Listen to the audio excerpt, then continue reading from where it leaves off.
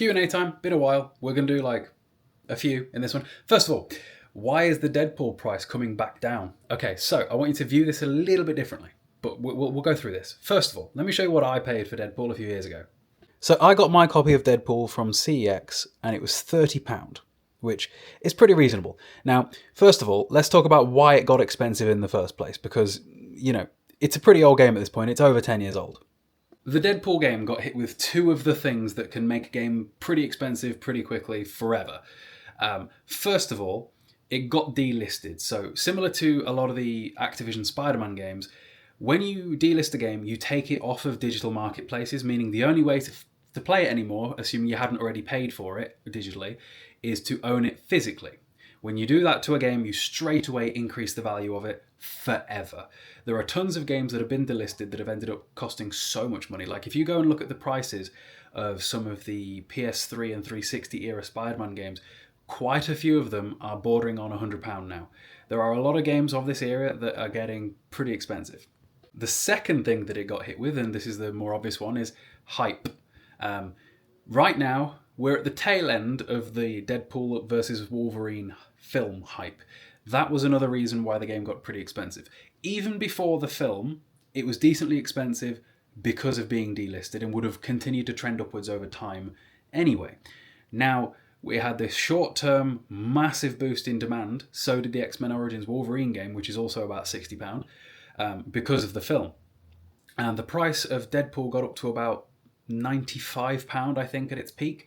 But I think right now it's back down to 80. And this happens with games pretty frequently, where it'll shoot all the way up to something kind of ridiculous, and then it'll come back down and steady out at a new number. But that new number is often still significantly higher than where it started. And loads of things in life do that, like people who invest money into things and anything that can fluctuate. What you want to do is when you look at the prices of things, you need to be able to imagine it on a line graph and zoom it out. If we're looking at the price of Deadpool over such a zoomed in time period as just 2024, then the price has kind of been all over the shop because of the Deadpool film and because of the price going up, and then the Deadpool film hype is now dropping off because it's been a few months, so it's starting to come back down. But if you zoom it out and call it 5 years rather than just 5 months, all of a sudden that line now probably looks a lot more steady, and more steady, gradually rising over time. 2, 3, 4 years ago, whatever, I don't know when I got my £30 Deadpool, that would have been like right at the bottom of the line graph, and then over time it steadily climbs, then shoots up because of this year, then comes back down but keeps steady, and then continues to climb at a slower rate again. Whenever you look at the prices of things like this, that are going to continue to probably get more expensive as time goes on, you don't really be too concerned with short-term changes because they're not often representative of what it's going to actually look like long-term. So for example, another one, if we look at Kuon, when I bought it was 620 quid. About a month before I bought it, it was like 650 quid.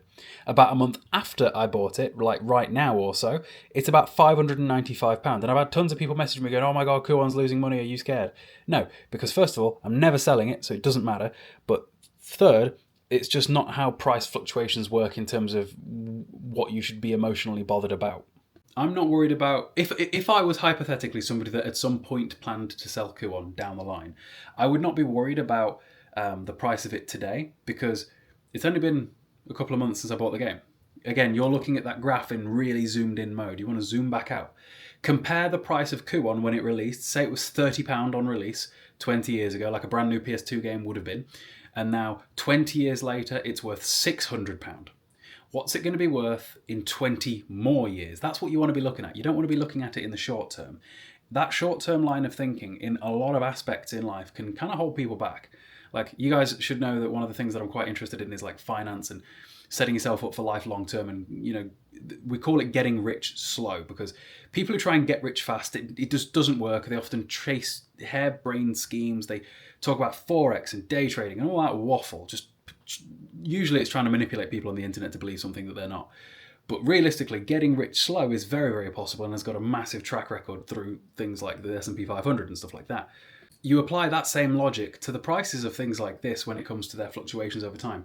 £600 is like a minor investment over the course of a very long time, considering the fact that where it's come from. As a percentage, what is...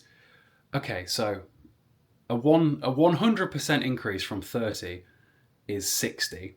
So what's a 1000% increase? Is that 600? Is it increased at 1000? I'm really bad at like percentages off the top of my head, but like as a percentage over 20 years, Kuon has increased hugely, and should only continue to creep up as time goes on, because it's never getting less rare. There's never going to be more of the PS2 Kuon created. It's that's just how that works. Anyway, I think I waffled on a little bit longer than I needed to about this.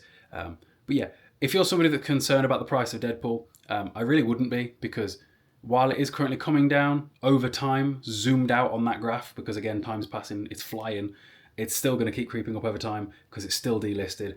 And for example, down the line, there'll probably be another Deadpool film and then boom, another shoot up. Again, that investing analogy is yesterday is always the best day. Here's a gym-related one, because it's been a while since I've done anything gym-related now that I've got like 3 niches.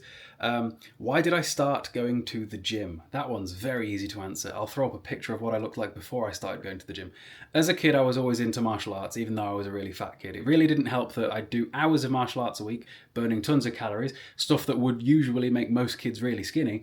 But then as soon as I finished, not only did I drink 2 litres of real Pepsi a day, because that was all that I was fed as a child, but also at the end of karate, or taekwondo, or wherever I was that day, my mother would take me straight from there to the chip shop and buy me a doner burger, thus creating a never-ending loop of me just continually getting fatter as a child. Didn't work out very well, especially considering the fact that I didn't really leave the house much besides that, because I just sat at home gaming all day. But anyway, as a kid, I still loved films, I loved martial arts, and I really wanted to look like Jean-Claude Van Damme. Obviously, I loved Arnold, Terminator, Predator, Commando, all that sort of thing. But it was Jean-Claude Van Damme in Kickboxer specifically that I was like, I'd love to look like that. That'd be so cool, because he had it both. He had both the muscularity of a bodybuilder while having the flexibility and mobility of a martial artist. And that was always what I would have loved. I've said a million times in my life that like one of the coolest things to me is when guys like Juji Mufu are the size they are with the strength they have, but also what the cool stuff they're able to do despite looking like that. So 10 years on from starting the gym, I don't think I ever really looked like Jean-Claude Van Damme, but I probably never will. That's not within my genetics, but I look a hell of a lot better than I did at 16, and you know, that'll do. And still, I'm only 26, so got time to keep improving, you know. So I started the gym because I was fat, and I didn't want to be fat anymore, and I wanted to look better, which I think is the motivation for a lot of people.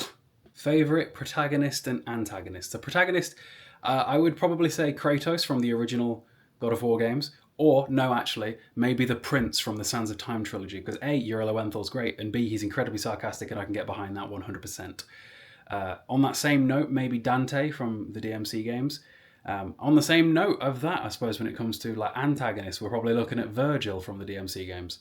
There has probably been more good antagonists than protagonists in gaming, because often like the protagonists are silent, but the antagonists are amazing. Like look at like Andrew Ryan from BioShock, or Handsome Jack from Borderlands 2. Protagonist-wise, we've got like Clementine and Lee from Walking Dead. They're amazing. There is so many examples, but there is a few, I suppose. And finally, we have a question about getting into creating gaming content as a career. So this one is a bit of a difficult one because of the fact that there's so much for me to go into. I've got a whole other account in the description about like growing your social medias, making money off this, having this be an actual career. On this account, on that account, I'm going to be very different than I think a lot of blokes are. Whenever I search stuff like the content I want to make on YouTube, I see a lot of how to make amounts of money and X amount of days, and how to be faceless and never show your face and succeed. No, I don't. I'm going to be completely blunt and complete honesty when it comes to how I think things work, how I've experienced things to work, and how I've helped other people, and how things that I think are actually helpful to people in terms of growing their stuff. And generally, if you're going to grow a gaming account, first of all, understand that it's not as simple as playing games for money. A lot of people get into gaming because, I want to play games and earn money from it. You've got to be switched on all the time. You've got to see it as entertainment. You've got to be able to keep people engaged. You've got to be able to speak to the camera like you're speaking at it, not necessarily to it. For example, the way that I'm speaking right now isn't necessarily the way I'd speak to somebody that stood next to me, because, again, I've got to speak in such an engaging way. There are 1,000,001 different skills that you're going to have to pick up as a content creator if you want to succeed long term, and only one of those is simply playing games. But the thing is that, again, to compare it to the gym, I suppose, everything that you do when you make a video is putting the reps in.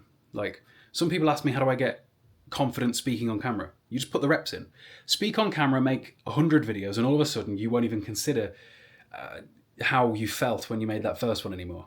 Like, I know that if I go back to my very first video, like literally 20,000 videos or so ago, across my different platforms, that, yeah, I sounded less confident because I hadn't made as many videos. But I put the reps in to the point where I got pretty proficient at speaking to a camera. You just get there. You just do. You got to see everything as kind of a stepping stone or a building block or a snowball effect of trying to create some momentum in all these various different skills that you're going to have to develop as you try to actually make this happen.